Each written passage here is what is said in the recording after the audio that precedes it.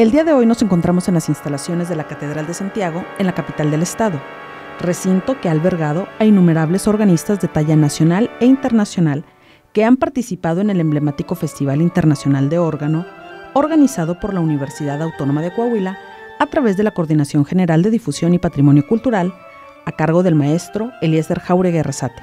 El día de hoy contamos con la grata presencia del maestro Eduardo Figueroa Orrantia, quien sin su valioso apoyo no se llevaría a cabo este festival en la capital del estado.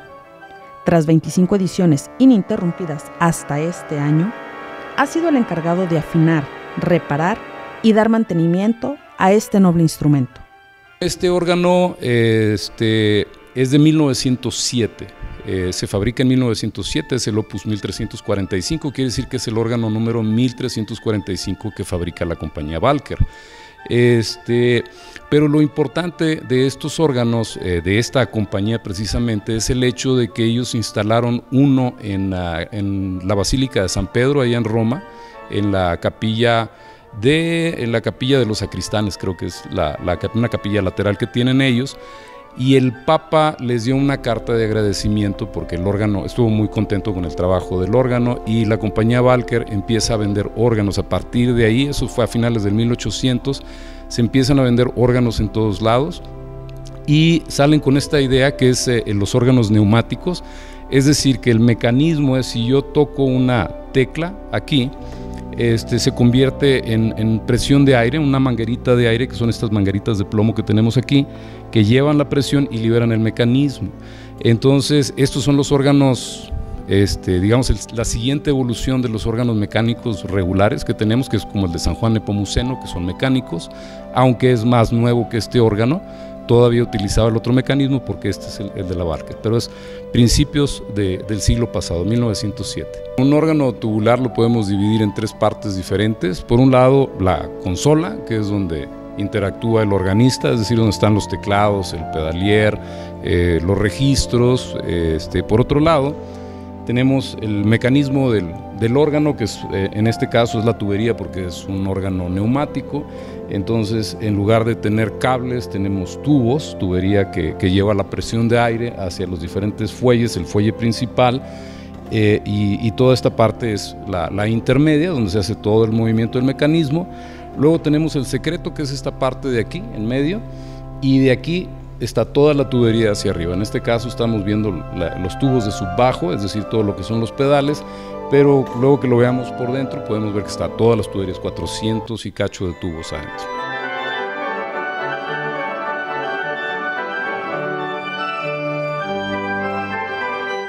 Se siguen construyendo y de hecho la misma compañía que hizo este órgano, los herederos de esa compañía todavía hacen restauraciones y mantenimiento de órganos principales de los que construyeron ellos.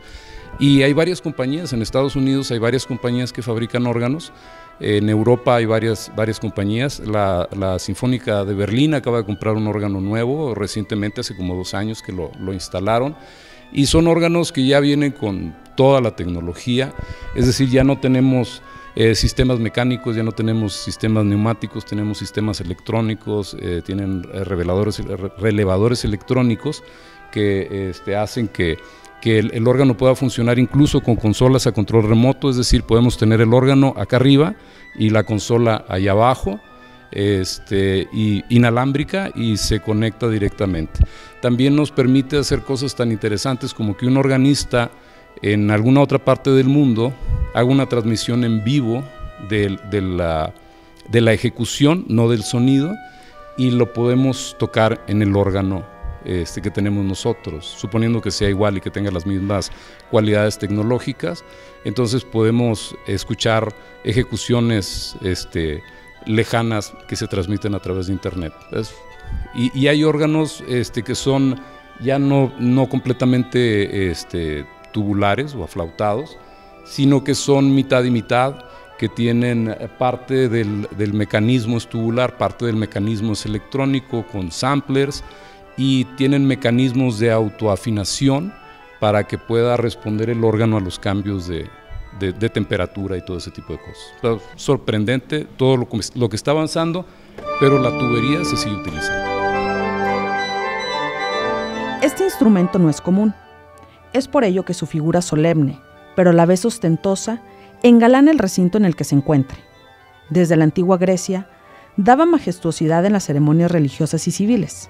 Sin embargo, su auge llegó durante el barroco y clasicismo. Se siguen utilizando los mismos tipos de tubos, se sigue la misma mecánica para construirlos. Lo que cambia es del secreto para abajo, cómo funciona este segmento de aquí, toda la parte mecánica, que es lo que transmite la ejecución a la tubería. Esta es la parte que cambia, pero todo lo demás es lo mismo. La tubería que estamos viendo aquí, los diferentes tipos de flautas que componen el órgano, es decir, ahorita veíamos los de madera, que son los subbajos. Esta parte de aquí, que es la zona de las trompetas, los bordones, los alicionales y todos esos, la forma en que se genera el sonido en cada uno de ellos es diferente y vamos a ver que son, en este caso, son 6 diferentes tipos de tuberías las que vamos a encontrar. Entonces, eso tiene que ver con el timbre que vamos a obtener de cada uno de ellos. Los tamaños tienen que ver con la altura del sonido, entre más pequeños, más agudos, entre más grandes, más bajo el sonido, más grave es el sonido. Y dependiendo de la forma en que terminen, por ejemplo, aquí vemos los bordones que tienen una capucha, son la cantidad de armónicos que van a permitir excitar, si van a excitar los armónicos nones o los armónicos pares y cosas por el estilo. Entonces, por un lado es eso. Es decir, si yo toco este registro o si yo toco este registro o el que sigue para atrás, cada vez vamos a tener un timbre diferente. Por otro lado, tenemos si yo combino este con este o este con el tercero o este con el cuarto o este con el quinto, ¿verdad? Entonces voy a tener diferentes timbres. Para eso es muy importante que estén afinados correctamente. Por ejemplo, en este caso, la primera flauta es el do agudo. Entonces necesitamos que todos los do agudos estén afinados, que puedan sonar todos este primer silbatito, que suene igual acá y acá y acá y acá y acá, para poderlos combinar y crear un timbre diferente. Es como si pudiéramos decir en la orquesta, juntamos el violín con el oboe. Entonces tenemos el timbre del violín más el timbre del oboe, entonces ya tenemos un tercer sonido, digamos, que es violín oboe. Bueno, lo mismo sucede aquí. Entonces tenemos 6 registros diferentes más el subbajo, entonces pues ya podemos sacar toda la cantidad de diferentes timbres que logramos técnicamente en el instrumento. Pero otra cosa muy importante que me ha tocado escuchar, porque creo que he asistido, como en 10 años he asistido a todos los conciertos de órgano que ha habido aquí, es que de repente llega un organista en el que lo escucha uno el órgano y dice, yo nunca vi esas flautas ahí, y es que no es la flauta, no es la combinación, es el toque, y esa es la parte artística. Todos los sonidos en el timbre están compuestos de 3 diferentes tiempos, lo que es el inicio, que le llamamos el ataque, el sustain, que es lo que dura, y el decay, cómo se desvanece el sonido. La forma en que atacamos el sonido es gran parte del timbre que escuchamos. Entonces, cuando viene un organista y utiliza un toque muy particular, digamos toques cortos, o vamos a escuchar un sonido diferente. Entonces, la segunda parte de cómo es que conseguimos tantos sonidos que parecen una infinidad, aunque sea bastante limitado, es por un lado lo técnico y por otro lado la parte artística del ejecutante.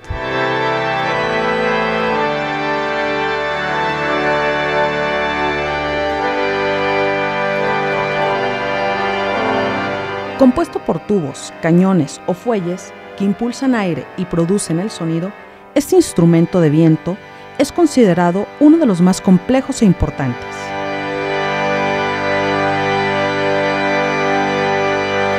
Hubo una época en la que ya no se permitía utilizar otros instrumentos musicales en la liturgia. Entonces se empezó a desarrollar mucho este instrumento de manera que una sola persona podía tocar todas las voces y hacer variedad tímbrica y todo ese tipo de cosas. Entonces sí, este es un ejemplo pequeño de un órgano. Hay órganos monumentales que son excepcionalmente grandes y es como que, pues bueno, el instrumento más grande que hay, ¿no? He conocido organistas que son organeros, es decir, que se meten mucho en la mecánica del instrumento y son capaces de afinarlos y repararlos.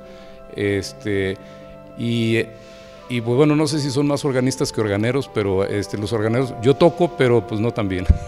Entonces, sí me divierte mucho cuando puedo tocarlo, pero no necesariamente. Me ha tocado trabajar con organistas que vienen de fuera y que conocen el mecanismo, y de hecho así me han dado tips, así como, mira, este tipo de flautas puedes utilizar este tipo de recurso, y he aprendido de ellos también, aunque no son organeros, son organistas, conocen también el instrumento que pueden ayudarnos a nosotros los que trabajamos en esto.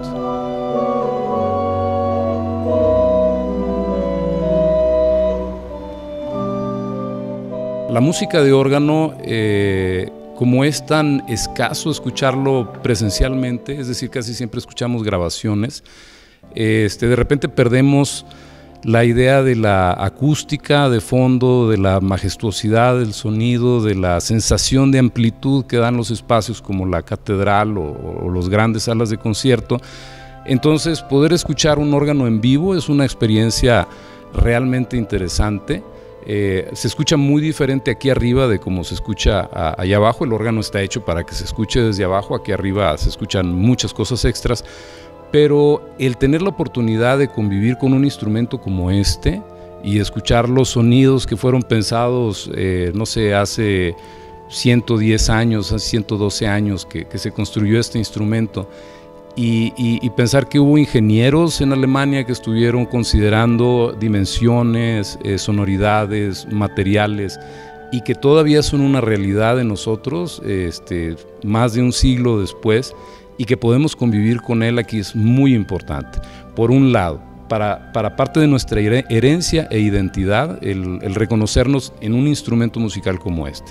Por otro lado, el poder escuchar a los organistas locales y a los organistas foráneos, ya sean nacionales o internacionales, escuchar su propuesta, cómo vislumbran ellos el mundo de la música a través del órgano, desde los que se van mucho para atrás a los tiempos más remotos, hasta los que tocan música contemporánea, los que tocan jazz y ese tipo de música. Y cómo puede ser que toman este instrumento de más de 100 años de edad y tocan música contemporánea y tocan jazz y lo convierten en un instrumento vivo. Entonces es parte de la vida cultural que debemos de tener en las ciudades, y sobre todo porque pues no hay tantos órganos, y aquí tenemos la oportunidad de escucharlos. Es genial. Este evento surge de la universidad para la comunidad en general. Entonces es parte de nuestro quehacer universitario, no es algo ajeno, no es algo aislado. Entonces para los estudiantes es sentido de pertenencia a la comunidad y sentido de pertenencia a la universidad. Al público en general, pues bueno, precisamente esto, el sentir que pertenecemos, y aparte de todo eso, el conocimiento agregado. Es decir, si vamos a escuchar un organista que viene de Alemania, que viene de Francia, que ha tocado conciertos sabrá Dios dónde, o que si nos traen propuestas nuevas, órgano y canto, órgano y trompeta, 2 organistas simultáneamente, es decir, tenemos una variedad de exposiciones a ello como comunidad en general. Y para la comunidad musical, es decir, los jóvenes estudiantes de música, pues es la oportunidad de interactuar con un artista de talla internacional o de talla nacional, que ha dedicado toda su vida a su desarrollo personal, a su desarrollo dentro de una rama de las artes.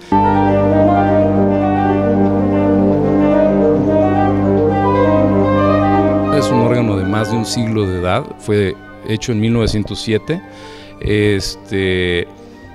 Entonces, en el 2007 se cumplieron 100 años, estamos hablando de 113 años de edad de este instrumento, y como todas las cosas, acusa edad. De repente ya es un instrumento viejito, si no le falla una cosa, le falla otra cosa, de repente se le sale el tubo del calcán, de repente tenemos una fuga en el fuelle mayor, de repente deja de funcionar un pedalier porque los mecanismos fueron hechos con materiales que pues, de alguna manera ya caducaron. Los tubos, de repente es increíble, pero una mosca muere y cae adentro del tubo y tapa el tubo, una mosca, y dejó de funcionar. Y hay veces que viene uno en la mañana, afina el instrumento y regresa uno en la tarde al concierto y ya no funciona algo y hay que subirse, hay que meterse al instrumento, encontrar la solución. Y hay veces es saca el tubo, límpialo, porque en ese inter se murió una mosca y cayó adentro, una palomita o algo así por el estilo.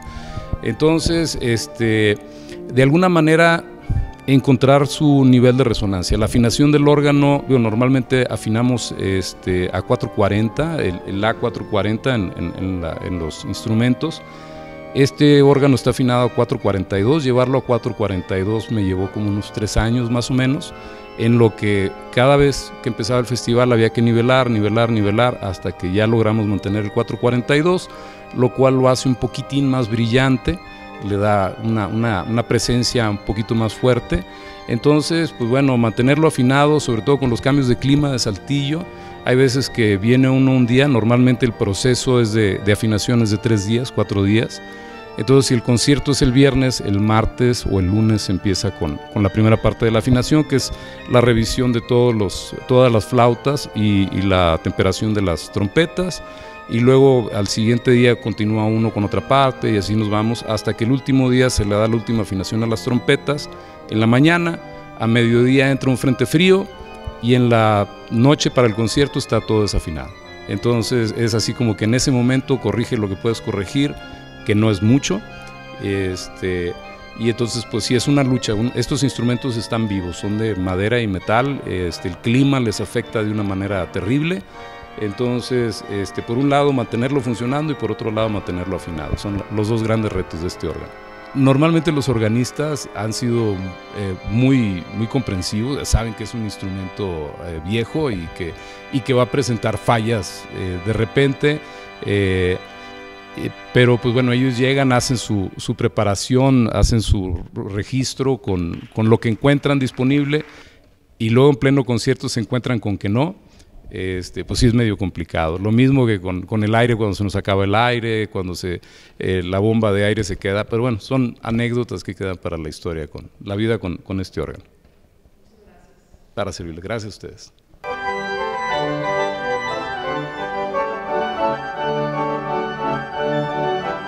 Agradecemos al presbítero Plácido Castro Zamora, quien nos facilitó las instalaciones para poder realizar esta entrevista.